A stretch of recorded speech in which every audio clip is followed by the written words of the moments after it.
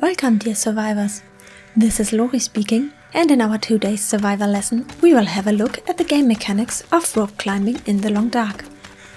This means Kagrim and I went rope climbing for you and found out some interesting stuff that we were not aware of ourselves even after 1,000 hours of game time. Some items and characteristics affect our success in rope climbing, and some don't.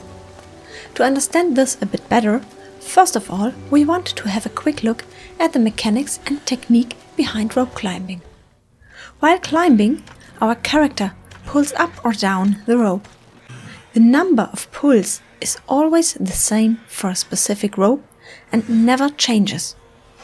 Meanwhile, our fatigue drain and stamina loss is measured in time, not in pull-ups. Nevertheless, what we can control is the time we need for each single pull-up. It can be very slow or very fast.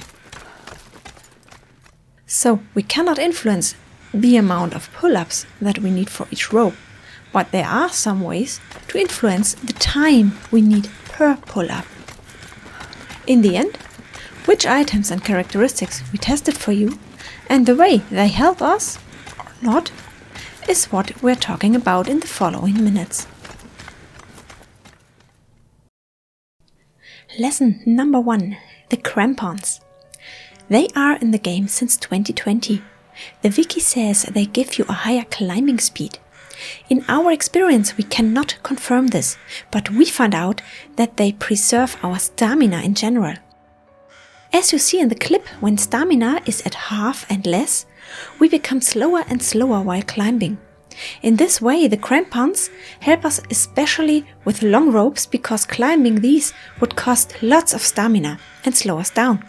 In the long run, crampons preserve that stamina, therefore allow us to maintain a higher climbing speed, and finally preserve us time and fatigue. Lesson number 2. Coffee and Go Energy. Until now it was one of our favorites when rope climbing. For the future we will reconsider this. We thought coffee would decrease our high fatigue drain while climbing, but that's not true. The reduced fatigue bonus provided by caffeinated drinks is turned off while climbing. So Coffee and Go Energy let us start rope climbing more awake when we drink it beforehand, which is also really good, but nothing more. Lesson number 3. Fatigue and stamina. These two affect each other. Tired characters will climb up the road much more slowly than the ones awake, and therefore they will need more stamina at the end of the climbing operation. Simultaneously, characters who are awake but lacking stamina will also climb up the road much more slowly than the ones with full stamina, and will for their part use up more of their wakefulness for the whole climbing operation. In conclusion, we pay attention to fatigue and stamina. Both are meant to be in best condition before rope climbing. This leads us directly to lesson number 4, namely what happens when awakeness and stamina are empty. In the past, you could happen to let go the rope and just fall. At least it happened to us once. Since the recent update, Tales from the Far Territory, when we tested how to fall while rope climbing, we are not sure anymore if you really fall in general. We tried it out quite a number of times, but never really fell down. Now what happens is that you slip down the rope for an uncertain distance. That is triggered by your stamina. Exhaustion does not have an influence on slipping or falling. But when your stamina is empty, you have some more seconds before, by chance, you start slipping down the rope. With some luck, the distance is short. Most of the time, you will even be able to climb down the rope again into security. But in unfortunate cases, you slip the whole rope and you get some bad injuries. Nevertheless, failing your attempt at rope climbing, in our opinion, is not as bad anymore as it used to be. Lesson number 5. The weight. We thought the weight had an influence on our climbing speed. That is not true. The weight of your backpack is without any impact. Except when you are running around with surplus weight, in that case you cannot rope climb at all. Well, apart from that, we learned to leave nothing behind when we go rope climbing. Traveling light would not provide you any benefit. The time difference in the two clips is only because of a minimum difference in the character's fatigue at the start of the action. Lesson number 6. The fatigue rate. In the game settings, you can adjust it from low to very high, and it determines the speed at which you are getting tired throughout the day. While rope climbing, the normal fatigue rate is overwritten, so it has no impact on your exhaustion when you reach the mountaintop. Lesson number 7. The emergency stim.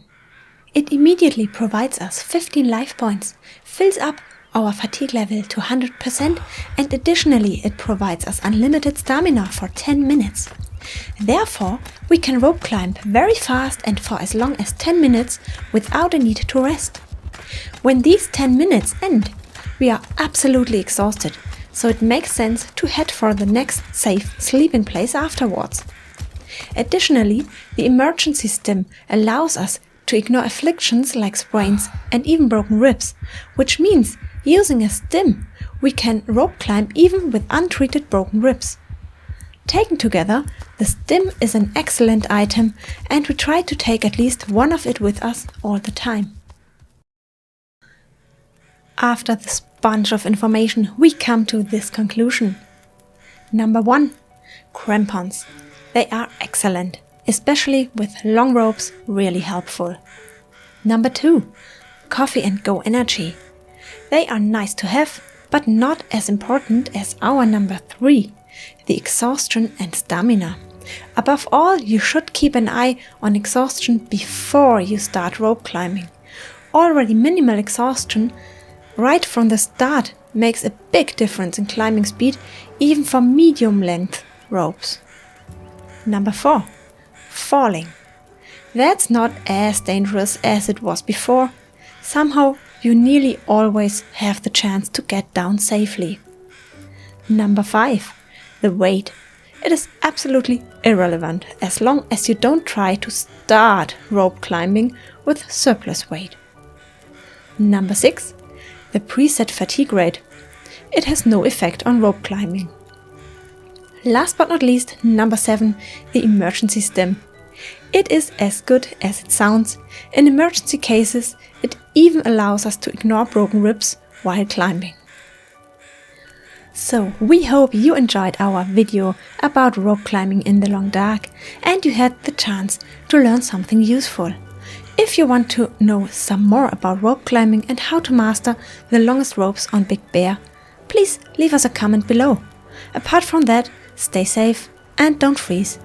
See you next time, survivors.